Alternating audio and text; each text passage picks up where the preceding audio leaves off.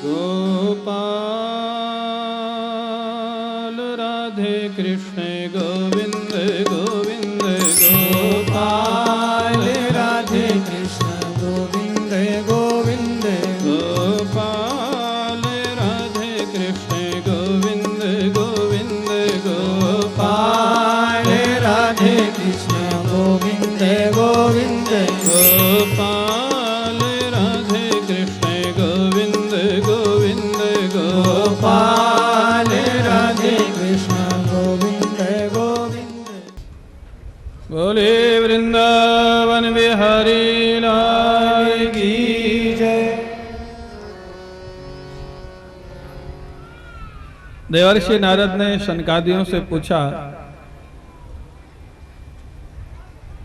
महाराज संतों का उद्धार भागवत सुनने से हो जाता है, मैंने देखा भगवान प्रकट हुए, लेकिन दुष्टों का उद्धार भी होता है क्या? और होता है तो कैसे कैसे दुष्टों का होता है? बड़ा सुंदर प्रश्न किया देवर्षि नारद ने। के विशुद्ध्यन्ति वदन्तु मह्यं सप्ताहयज्ञेन कथामयेन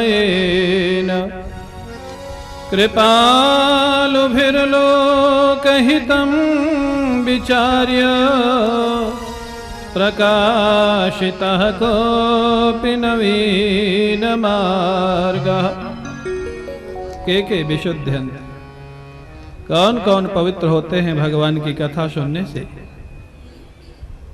शनकादियों ने कहा, नारद जी, दुनिया में जितने पाप हैं, चोरी करना, हत्या करना, मदिरा पान करना, जुआ खेलना, जितने पाप हैं सारे पाप एक व्यक्ति करे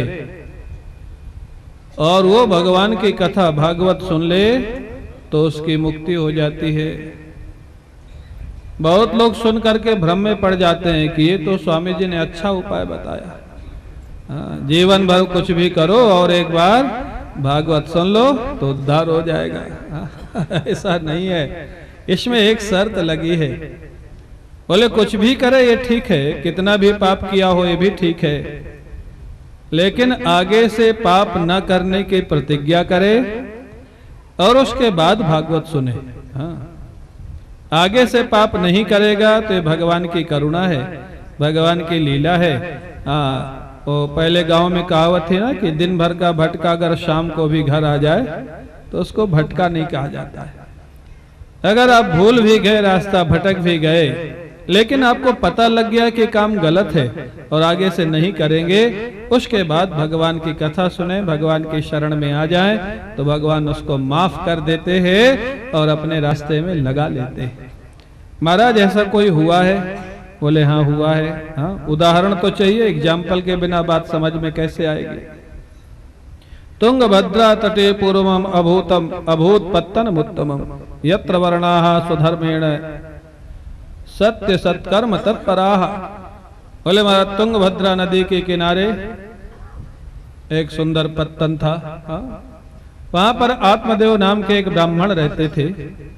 आत्मदेव ब्राह्मण बड़े भारी विद्वान थे और बहुत संपत्ति थी उनके पास। ये प्रायः एक स्थान पे दोनों नहीं होता है। काशी में हमको विद्वान बहुत मिलेंगे लेकिन संपत्ति नहीं मिलती, और जिनके पास संपत्ति बहुत है वो प्रायः विद्वान नहीं होते, क्योंकि सरस्वती और लक्ष्मी दोनों एक जगह जल्दी नहीं रहती। लेकिन ये महाराज आत्मदेव ब्राह्मण के यहाँ दोनों है, सरस्वती भी है, विद्वान भी बहुत है और लक्ष्मी है, पैसा बहुत है। इसके पत्नी का नाम है धुंधुली। धुंधुली का पीहर, माने उसका जो पीहर जानते हो ना, माए का पीहर का परिवार अच्छा है, अच्छे परिवार की है, देखने में सुंदर है, घर का काम करने में कुशल है, अनेक गुण है उसमें। लेकिन एक दो दोष भी हैं। दोष क्या है? बोले कलह प्रिया, दिन में एक बार जब तक झगड़ ना ले किसी से तब तक उसको चैन नहीं पड़ती है, कलह प्रिया। दूसरा दोष क्या है? स्ववाक्य स्थापिका, अपनी बात जब तक न मनवा ले तब तक झगड़ा बंद नहीं होता है। क्यों माता, वो आप में तो नहीं है ना? नहीं है, बहुत अच्छी बात है, नहीं है आप में तो। और अगर हो भी तो छोड़ देना कथा सुन के। सौवाक्य स्थापिका कलह प्रिया, तो ये संसार का नियम है।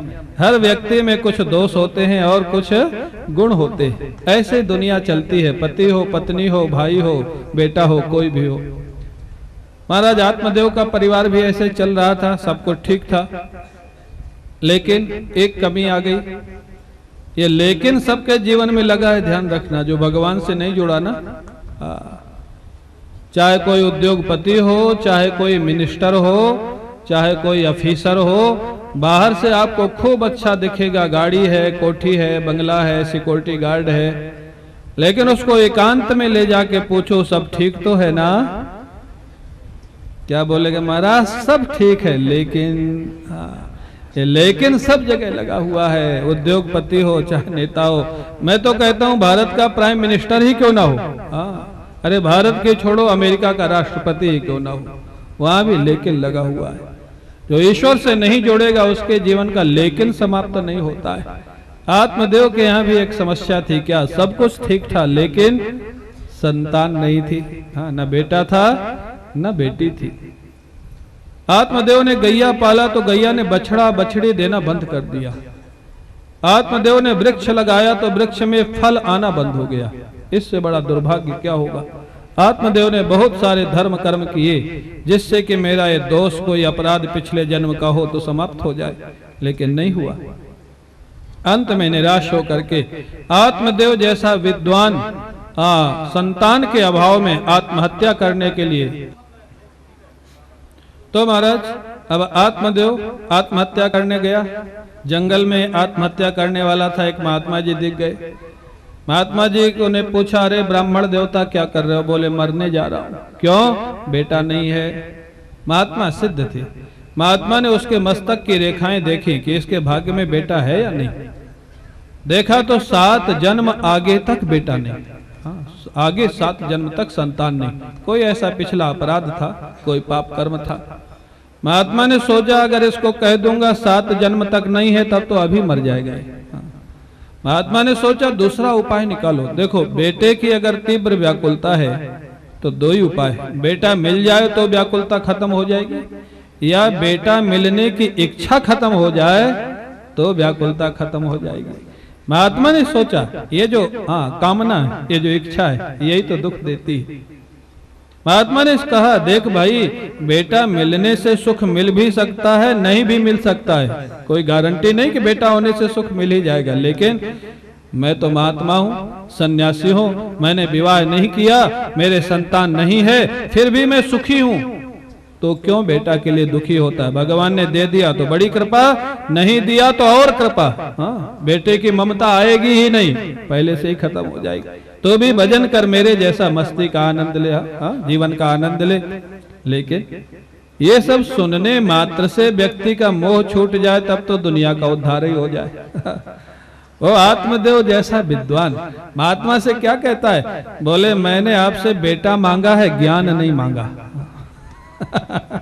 मेरे को आपका ज्ञान नहीं चाहिए, आप दे सकते हो तो बेटा दीजिए, नहीं आपके सामने ही मरूंगा, जिसका पाप आपको भी लगेगा। अब बाबा जी फंस गए चक्कर में।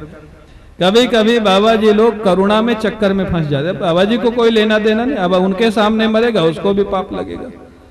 अब देखो महात्मा के हृदय में करुणा थी, सिद्ध महात्मा थे, उन्होंने एक फल निकाल के दिया। बोले जा अब तू मर मत, जीवन मत छोड़, ये फल पत्नी को खिला देना, बेटा होगा। देखो भाग्य में 7 जन्म तक बेटा नहीं है, लेकिन महात्मा अगर संकल्प करके फल दे दिया तो भगवान उसके भाग्य का नियम बदल देते हैं। जा फल खिला देना पत्नी को, बेटा हो जाएगा।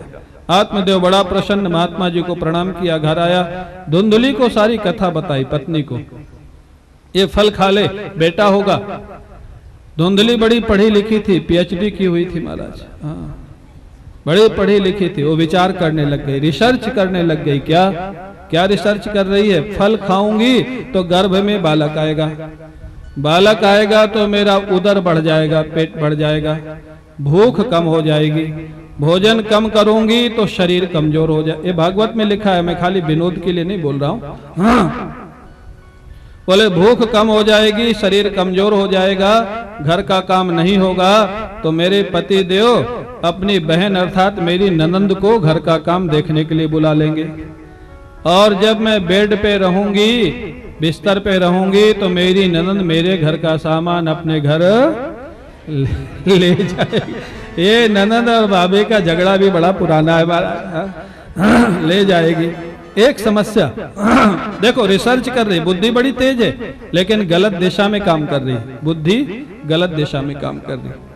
देखो आजकल मैंने सुना है, आप लोगों ने सुना होगा, आतंकवादियों के पास जो जो हथियार होते हैं, हमारे पुलिस वाले उनको चला नहीं पाते। बुद्धि तो उनकी ज्यादा है, योग्यता तो उनकी ज्यादा है, लेकिन बुद्धि का दुरुपयोग हो रहा है। इसलिए बुद्धि का उपयोग विनाश में हो रहा है, सृजन में नहीं हो रहा है। तो बुद्धि तो बहुत है धुंधुली की, लेकिन गलत दिशा में। बोले महाराज हाँ, ननंद मेरे घर का सामान उठा ले जाएगी, एक समस्या।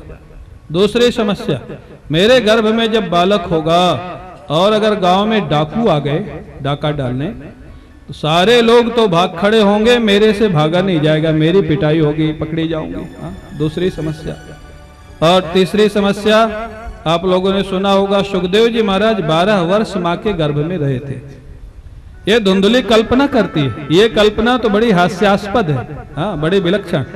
धुंधली कहती है बाबा जी ने फल दिया है, और इस फल से कोई सुखदेव जैसा अगर बेटा मेरे गर्भ में आ गया और वो 12 वर्ष कहीं रुक गया तो मेरा तो मरना हो जाए। धुंधली को क्या सुखदेव मिल सकते हैं क्या? लेकिन उसकी कल्पना देखिए। अर्थात ये 3 बातों से निष्कर्ष क्या निकाला, रिसर्च का रिजल्ट क्या निकला? फल को नहीं खाना है, नहीं खाना है। लेकिन अब चिंता है, पति पूछेंगे तो क्या कहूंगी? बहन उसकी आगे धुंधली की, बोले मेरे को बेटा होने वाला है, मेरे पति को पैसों की जरूरत है, तुम उनको पैसे दे देना, वो मेरा बेटा दे देगा, पति को कह देना मेरे को बेटा हुआ है। ये झूठ बोलने की आदत भी बड़ी पुरानी है महाराज। हाँ, माताओं बुरा मत मानना, आप ही तो अन्नपूर्णा हो हमारी। लेकिन माताओं में महाराज कब किससे क्या बोल जाए भगवान मालिक। दोनों बहनों ने सलाह कर,